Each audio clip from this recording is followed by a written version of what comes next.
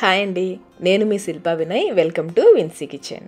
ఈరోజు మనం మజ్జిగ మిరపకాయలు, అదేనండి చల్ల మిరపకాయలు అంటారు కదా, అలాగే చిట్టి చిట్టి మినప వడియాలు ఎలా తయారు చేసుకోవాలో చూద్దాము. ఈ పద్ధతిలో చేశారంటే చాలా రుచిగా, అలాగే సంవత్సరం పాటు పాడవకుండా నిలవ ఉంటాయి.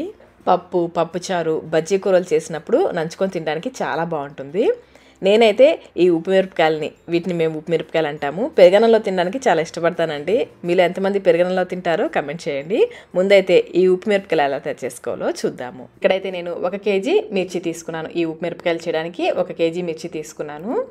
ఉప్పు మిరపకాయలకి కారం తక్కువగా ఉన్న కాయలు, కొంచెం లావుగా ఉన్న కాయలు చూడండి, ఈ విధంగా ఇలాంటి కాయలు తీసుకోవాలి. ఒకవేళ మీకు తెలియకపోతే కొనేటప్పుడు షాప్లోనే అడగండి, ఉప్పు మిరపకాయలకి కాయలు కావాలి, పచ్చిమిర్చి కావాలి అంటే వాళ్ళే చెప్తారు. కరెక్ట్గా కేజీ కాకుండా 1/4 కిలో పచ్చిమిర్చి ఎక్కువ తెచ్చుకోండి. కొన్ని విరిగిపోయినవి, కుళ్ళిపోయినవి ఉంటాయి. అలాగే లేతకాయలు కూడా దీనికి పనికిరావు, కొంచెం ముదిరిన కాయలే తీసుకోవాలి. కాయల్ని ఇంటికి తెచ్చాక చక్కగా అవన్నీ ఏరేసుకుని, కుళ్ళు కాయలు, విరిగిపోయినవి, లేతకాయలు అన్నీ సపరేట్ చేసేసుకుని 1కి 2 సార్లు నీళ్ళతో శుభ్రంగా కడిగేసి జాలి గిన్నెలో వేసేసుకోవాలి. ఇలా జాలి గిన్నెలో వేసుకుంటే ఎక్స్ట్రా నీళ్ళు ఏమైనా ఉంటే వడారిపోతాయి. నీళ్ళన్నీ వడారిన తర్వాత ఒక క్లాత్ పైన వేసేసుకుని తడిపోయేంత వరకు ఆరనివ్వాలి. ఎండలో కాదండి, నీడలోనే తడిపోయేంత వరకు ఆరనివ్వాలి. ఇవి ఆరిన తర్వాత ఒక్కొక్క కాయని తీసుకుని చిన్న ఘాటులాగా పెట్టుకోవాలి. నేనైతే పెద్ద పిన్నీస్ తీసుకుని దాంతో ఘాటు పెడుతున్నాను. మీరు నైఫ్తో అయినా కానీ లైట్గా చూడండి, చివరి వరకు పెట్టకూడదు, ఈ విధంగా ఘాటు పెట్టుకోవాలి. ఇదే విధంగా మిగిలిన కాయలన్నిటికీ కూడా ఘాటు పెట్టుకోవాలి. ప్రతి కాయకి తొడుముండేలాగా చూసుకోండి, తొడుమలు తీయకూడదు. అలాగే లేతకాయలు ఏమైనా ఉంటే కనుక తీసి పక్కన పెట్టేసుకోండి. లేతకాయలు వేసామంటే మజ్జిగలో వేసినప్పుడు పాడైపోతాయి, నల్లగా అయిపోతాయి. ఇలాగే అన్ని కాయలు ఘాటు పెట్టేసుకుని పక్కన పెట్టేసుకోండి. కేజీ పచ్చిమిర్చికి 1/2 లీటర్ పెరుగు తీసుకోవాలి. 1/2 లీటర్ పాలని తోడుపెట్టిన పెరుగుని తీసుకోవాలి. పెరుగులో ఎక్కడా గడ్డలు లేకుండా చక్కగా బీట్ చేసుకోవాలి. ముందే నీళ్ళు పోయకుండా చక్కగా బీట్ చేసేసుకుని తర్వాత ఇందులో 1/2 లీటర్ నీళ్లు పోసుకోవాలి. మొత్తంగా మనం 1/2 లీటర్ పెరుగు, 1/2 లీటర్ నీళ్లు తీసుకోవాలి. మనం తయారు చేసుకున్న మజ్జిగ మరీ పల్చగా ఉండకూడదు, అలానే మరీ చిక్కగా ఉండకూడదు. 1/2 లీటర్ పెరుగుకి 1/2 లీటర్ నీళ్ళు అయితే కరెక్ట్గా సరిపోతాయి. ఒకసారి చూడండి, ఇంత చిక్కగా ఉండాలి మజ్జిగ. ఈ మజ్జిగని పక్కన పెట్టేసుకోండి. ఇప్పుడు ఒక పెద్ద గిన్నె తీసుకోవాలి. మిరపకాయలు పట్టేంత పెద్ద గిన్నె తీసుకుని ఇందులో 125 గ్రాముల కళ్ళుప్పు వేసుకోవాలి. అంటే 1/4 కిలోలో సగం వేసుకోవాలి. అదే మెజరింగ్ కప్ అయితే 1/2 కప్ ఉంటుంది కదా, మెజరింగ్ కప్స్లో 1/2 కప్ కళ్ళుప్పు వేసుకోవాలి. మీ దగ్గర నవటాక్ గ్లాస్ ఉంటే కనుక నవటాక్ గ్లాస్తో 1 గ్లాస్ వేసుకోవచ్చు. అలాగే 1/2 టీ స్పూన్ వాముని కొంచెం నలిపి వేసుకోండి. వాము వేయడం వల్ల ఈ ఉప్పు మిరపకాయలకి కమ్మటి రుచి వస్తుంది. ఈ విధంగా నలిపి వేసుకోవాలి. అలాగే కొంచెం పసుపు, 2 చిటికెళ్ళు పసుపు కూడా వేసుకోవాలి. ఇప్పుడు ఇందులో మనం తయారు చేసుకున్న మజ్జిగ వేసేసుకోవాలి. చివరిగా 1 టేబుల్ స్పూన్ నిమ్మరసం కూడా వేసేసి బాగా కలుపుకోవాలి. ఇవే కొలతలండి, మీరు ఎప్పుడు చేసినా కానీ ఉప్పు మిరపకాయలు పర్ఫెక్ట్గా వస్తాయి. ఎన్నో ఏళ్ళ నుంచి మా మదర్ ఫాలో అవుతున్న కొలతలు ఇవి. టేస్ట్ అయితే చాలా బాగుంటాయి ఈ కొలతలతో చేస్తే. ఉప్పు కరిగేలాగా బాగా కలిపేసుకుని ఇందులో మనం ఘాటు పెట్టుకున్న మిర్చి ఉన్నాయి కదా, అవి వేసేసుకోవాలి. మిర్చి వేసాక ఒకసారి బాగా కలుపుకోవాలి. నేనైతే ఫస్ట్ టైం పెడుతున్నానండి, మా మదర్ చెప్తున్నారు, నేను చేస్తున్నాను. స్పూన్తో కంటే కూడా చేత్తోనే బాగా కలుస్తుంది. మిర్చిని చూడండి, ఈ విధంగా చేత్తో పైకి కిందకి అనుకుంటూ బాగా కలుపుకోవాలి. మనం ఇలా నొక్కి చూస్తే మజ్జిగ ఈ విధంగా పైకి రావాలి. మీకు కొంచెం తక్కువ అనిపిస్తే కొంచెం నీళ్లు పోసుకోవచ్చు. 24 గంటల పాటు వీటిని నాననివ్వాలి. మధ్యలో ఒకసారి కలుపుకోవాలి, అంటే 12 గంటల తర్వాత ఒకసారి కలుపుకోవాలి.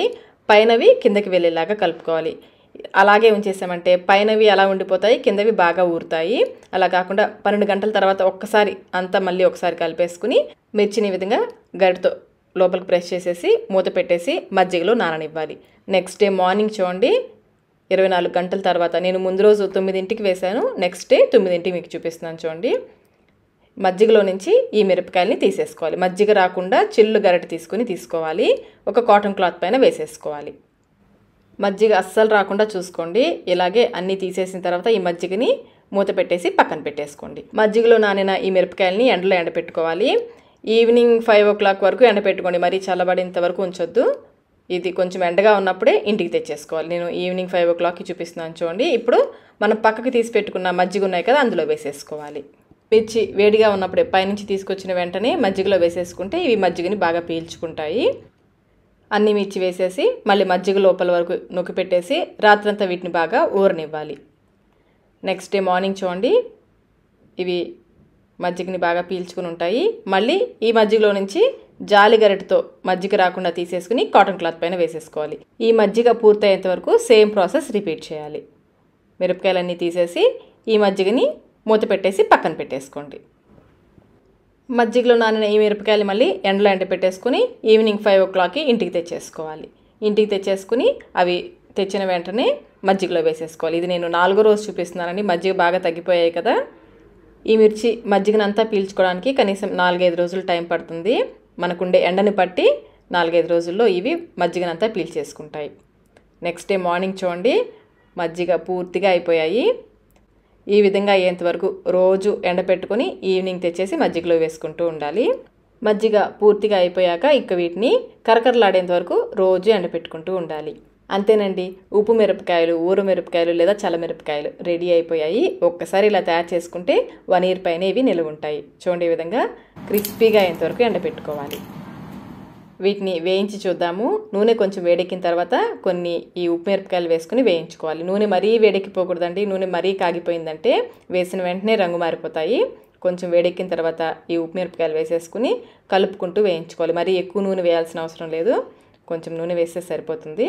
అలాగే మరీ ఎర్రగా వేయించేయద్దు, ఇవి బయటికి తీసాక మరీ నల్లగా అయిపోతాయి. ఈ విధంగా వేయించుకుంటే బయటికి తీసాక మరి కొంచెం రంగు మారుతాయి.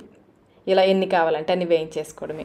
చూసారు కదా, ఉప్పు మిరపకాయలు ఎంత ఈజీగా చేసుకున్నామో. టేస్ట్ కూడా చాలా చాలా బాగుంటాయండి. ఒకసారి ఈ కొలతల్లో మీరు కూడా తప్పకుండా ట్రై చేయండి. ట్రై చేసి మీకు ఎలా వచ్చాయి మాకు కమెంట్ రూపంలో తెలియచేయండి.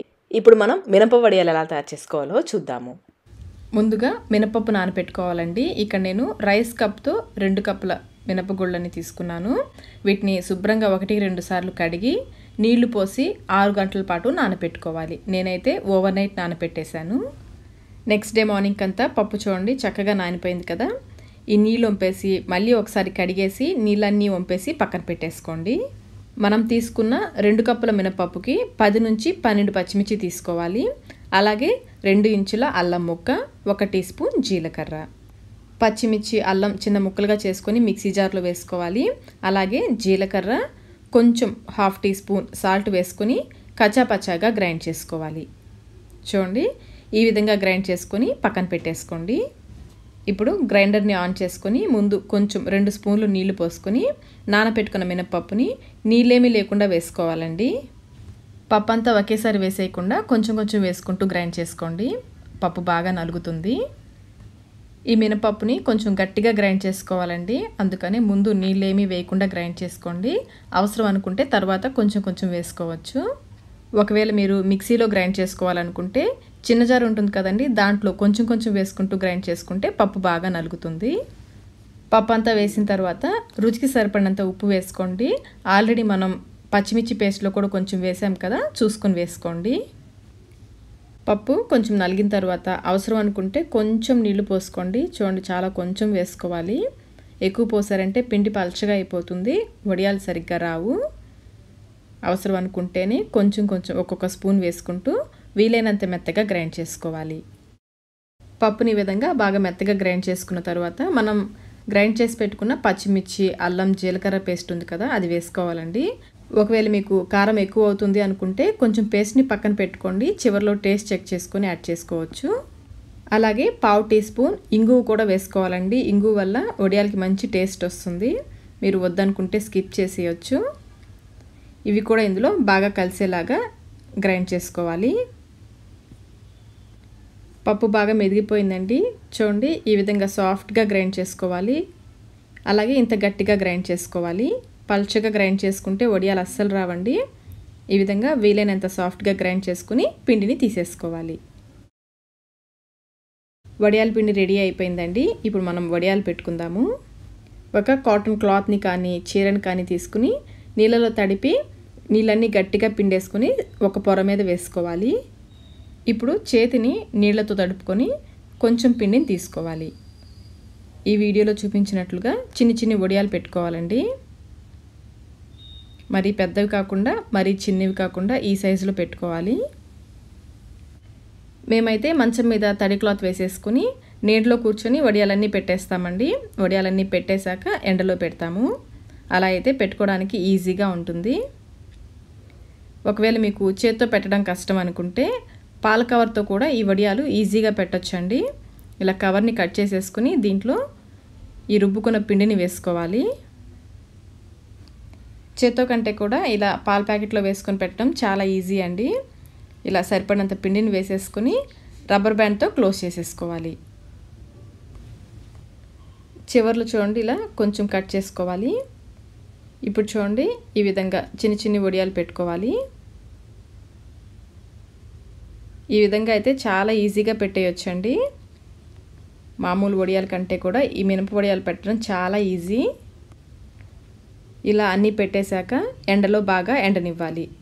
మేము డాబా పైన పెట్టామండి. సాయంత్రానికంతా చక్కగా ఎండిపోయాయి. చూడండి, ఒకటి తీసి చూస్తే మీకు ఎండిందో లేదో అర్థమవుతుందండి. ఈజీగా వచ్చేస్తుంటే ఎండినట్లే, లేదంటే మరి కొంచెం సేపు ఎండపెట్టుకోండి. చూడండి వడియాలని చక్కగా వచ్చాయో. మామూలు వడియాలైతే క్లాత్ని తడిపి తీస్తామండి. ఈ వడియాలకి క్లాత్ని అస్సలు తడపకూడదు. తడిపారంటే వడియాలు బూజు వచ్చేస్తాయి. ఇలా అన్నీ తీసిన తర్వాత 2 రోజుల పాటు ఈ వడియాల్ని బాగా ఎండపెట్టుకోవాలి. అంతేనండి, చిట్టి చిట్టి మినప వడియాలు రెడీ అయిపోయాయి. వీటిని ఎయిటెడ్ బాక్స్లో స్టోర్ చేసుకుంటే 1 year వరకు నిలవ ఉంటాయండి. పురుగు పట్టకుండా మధ్య మధ్యలో 1-2 సార్లు ఎండలో ఎండపెట్టుకోండి. ఇప్పుడు కొన్ని వడియాలు వేయించి చూద్దాము. ఆయిల్ని మీడియం ఫ్లేమ్లో కాగనివ్వాలి. ఈ వడియాలు వేయించడానికి ఎక్కువ నూనె కూడా పట్టదండి. నూనె కాగిన తర్వాత ఫ్లేమ్ని లోలో పెట్టేసుకోండి, లేదంటే ఇవి వేసిన వెంటనే మాడిపోతాయి. లైట్గా కలర్ చేంజ్ అవ్వగానే ఆయిల్లో నుంచి తీసేసుకోవాలి. ఇవి పప్పుచారులోకి మంచి కాంబినేషన్ అండి.